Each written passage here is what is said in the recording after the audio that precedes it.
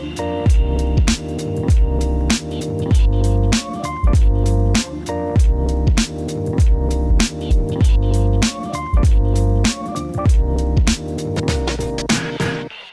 nouvelles logiques de l'inconnu, comment la conception éclaire les transformations contemporaines de la science et de la société. Benoît Veil, bonjour. Bonjour Jean-Philippe. Pascal Lemasson, bonjour. Bonjour Jean-Philippe. Centre de gestion scientifique, CGS, Mines Paris-Tech, PSL Université. 20 ans de programme, en gros, sur la conception. Un programme conduit aux mines qui a eu un retentissement international, il faut quand même le dire. Voilà, donc je le dis. Aujourd'hui, les enjeux de ce programme, Benoît. Jean-Philippe, la conception innovante, c'est effectivement dans ces années largement développée, diffusée, professionnalisée, mais elle s'est aussi progressivement attachée à des transformations de plus en plus exigeantes. À l'heure des grandes transitions, qu'elles soient digitales, énergétiques, qu'elles portent sur les nouvelles mobilités, les cités intelligentes, il ne s'agit plus seulement de concevoir des produits ou des services. Les concepteurs, par exemple, quand ils conçoivent des technologies, sont aussi en responsabilité de concevoir la généricité de leur technologie, c'est-à-dire de concevoir les marchés multiples qui vont être les débouchés de cette technologie. Il faut donc aussi concevoir les marchés, concevoir les business models, concevoir les nouveaux collectifs, voir les communautés ou le social qui va avec. Il faut donc concevoir la soutenabilité même de ces transitions et de ces nouveaux régimes de création. Un autre défi, la conception va sortir du bureau d'études. Elle ne concerne plus seulement les professionnels de la conception, mais elle va aussi toucher les autres fonctions de l'entreprise. L'usine va devenir conceptrice, mais aussi la RH, le juridique, bien sûr les usagers ou les grands systèmes administratifs, notamment de certification ou de standardisation, voire les citoyens. Il s'agit alors de concevoir les outils et les techniques qui vont permettre de rendre créatifs tous ces nouveaux concepteurs qui ne sont pas, jusqu'à présent, des professionnels de la conception.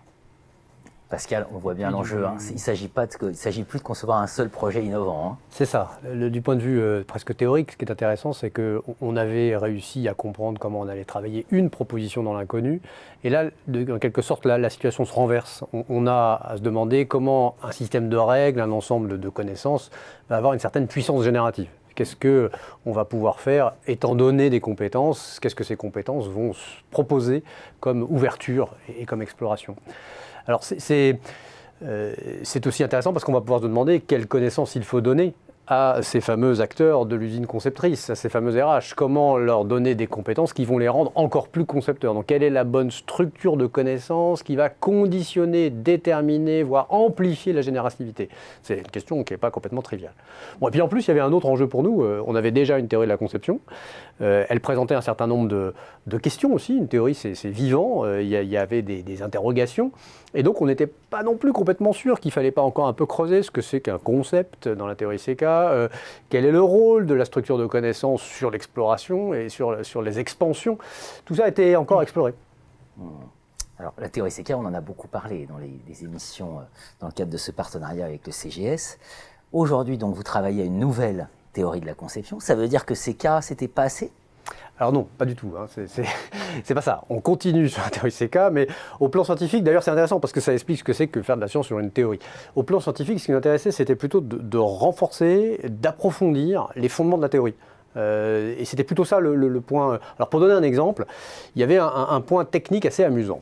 On a parlé de concept, on a expliqué qu'un concept, ça désignait des inconnus désirables. Et ça désigne donc, par exemple, ça peut parler de l'ensemble des solutions qu'on ne connaît pas encore pour faire des antibiotiques sans résistance. Mais on ne les connaît pas encore. Donc c'est un ensemble, mais on ne sait pas ce qu'il y a dedans.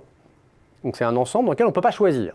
Alors du point de vue mathématique, c'est un peu compliqué parce que c'est un ensemble dans lequel on n'a pas l'axiome du choix. Alors Armand avait évidemment creusé cette question. Il s'était dit, mais il faut vérifier quand même qu'on peut en faire un ensemble. Il est revenu progressivement aux fondamentaux de la théorie des ensembles. Et là, il découvre une pépite mathématique qui s'appelle le forcing, développé par Paul Cohen, qui vaudra à son auteur la médaille Fields en 1966. Et le forcing, après analyse avec Benoît, le forcing apparaît comme en étroite correspondance avec la théorie CK. Alors là, merveille, parce qu'on avait une sorte de version ensembliste mathématique de la théorie CK. Résultat, on peut beaucoup plus facilement analyser la puissance générative de la théorie CK, on peut aussi en comprendre les éventuelles limites, donc pour nous, c'est plutôt une bénédiction et une sorte de plaisir à voir qu'on a là à dialoguer avec d'autres scientifiques. C'est d'autant plus impressionnant que par exemple le forcing il a quand même permis d'imaginer des infinis d'une taille qu'on ne pouvait même pas imaginer avant. Il a permis d'envisager des modèles d'ensemble qu'on n'avait même pas envisagés auparavant. Donc il y a bien une puissance du forcing et on peut espérer qu'on la retrouve peu ou prou dans la théorie CK.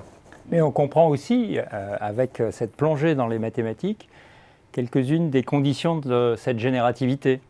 Car le forcing ne permet pas toujours de sortir de la boîte. Il faut en fait des conditions sur la structure de départ, l'équivalent de l'espace des connaissances. Il faut qu'il ait quelques propriétés minimales. Et c'est Pascal qui, dans l'épais traité de théorie des ensembles, a repéré une note infrapaginale qui était une condition sans importance pour les mathématiciens qui s'appelait splitting condition et qui s'est révélée être tout à fait déterminante pour l'utilisation qu'on pouvait en faire en conception. Qu'est-ce qu'elle dit, la splitting condition? Elle dit qu'en fait, il faut que les connaissances ne permettent ni le déterminisme, une espèce de règle logique que les A seraient des B, ou des sortes de no-O, ni la modularité, ni le Lego. Si on a des connaissances qui sont de ce type-là, on ne sortira pas. Donc c'est un résultat qui est plutôt un peu négatif. Mais on peut, en fait, puisqu'il montre qu'on n'est pas sûr, avec le forcing, de sortir de la boîte, il y a des conditions à respecter. Mais en même temps, c'est un résultat extrêmement intéressant, parce qu'au contraire, si on respecte ces conditions, alors on a une capacité à sortir de la boîte et à créer une puissance générative. Out of the box. On semble un peu loin, parfois, là, des questions de management, Pascal. Ça c'est vrai. C'est un peu ce qu'on pensait aussi d'ailleurs.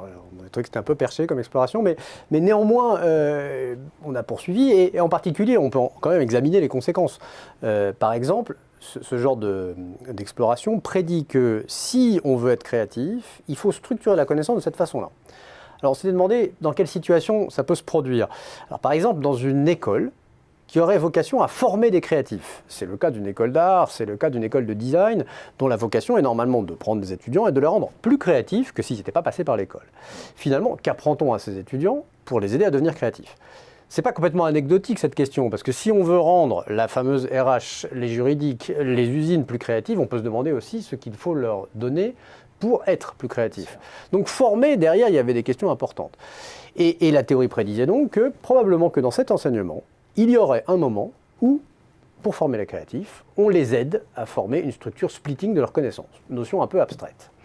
Alors du coup, par curiosité, on a regardé les cours d'une école très célèbre qui s'appelle le Bauhaus, très célèbre et en plus qui avait deux mérites pour nous. La première, c'est que les cours du Bauhaus ont servi un peu de matrice à beaucoup d'écoles de design contemporaines. Donc on ne regardait pas quelque chose d'anecdotique, c'est quelque chose qui a eu un impact très très fort. Et puis deuxième propriété pour les chercheurs très importante, les professeurs du Bauhaus, qui sont quand même rien moins que Paul Klee, Vassili Kandinsky, enfin on parle de gens importants et créatifs, ces professeurs étaient aussi très soigneux et on a à notre disposition la totalité des notes de leurs cours. Et quand on dit notes de cours, ils allaient jusqu'à représenter le moindre dessin qu'ils faisaient au tableau. Donc c'est tout à fait prodigieux en termes de matière. On a là accès à des choses fabuleuses.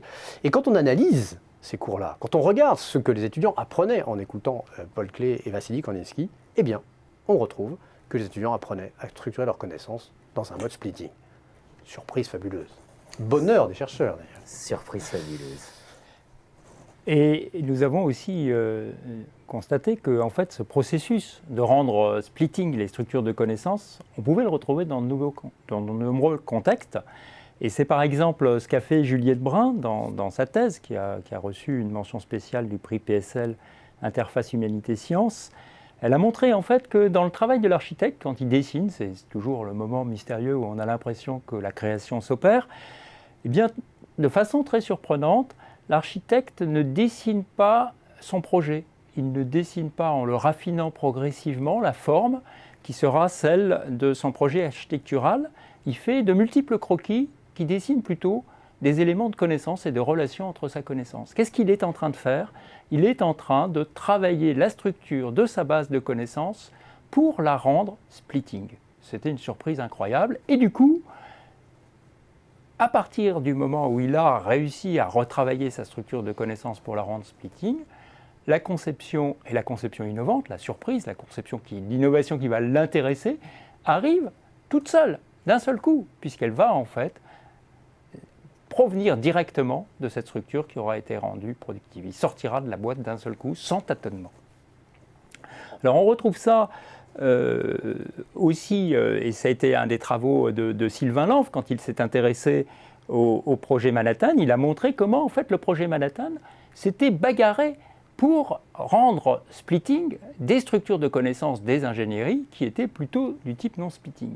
Et de ce point de vue-là, on peut dire qu'en fait, on a avec cette splitting condition quelque chose d'extrêmement intéressant qui va permettre de reconsidérer le rapport entre la conception réglée et la conception innovante. Une conception réglée, c'est une conception non splitting. Les ingénieurs veulent rester dans la boîte.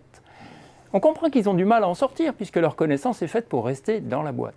Mais s'ils reprennent ces connaissances-là et qu'ils la rendent splitting, à ce moment-là, ils vont pouvoir sortir sans effort. Alors les ingénieurs se sont toujours fait un plaisir à utiliser leur modèle, leur loi, d'une façon soit splitting, soit non-splitting. Donc on retrouve, ils sont un exercice dans lequel ils sont relativement familiers.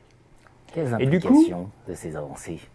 Ce qui est intéressant, c'est qu'on peut dire qu'on a tendance à associer la créativité ou on a parlé de profession créative. En fait, en mettant l'accent sur les structures de connaissances, on déplace ce regard-là. Finalement, on n'a pas des professions qui seraient créatives et d'autres qui ne le seraient pas. On a des structures de connaissances qui sont créatives ou qui le sont moins. Et donc, les professions ont intérêt à structurer leur base de connaissances en fonction de ce qu'ils souhaitent obtenir comme résultat.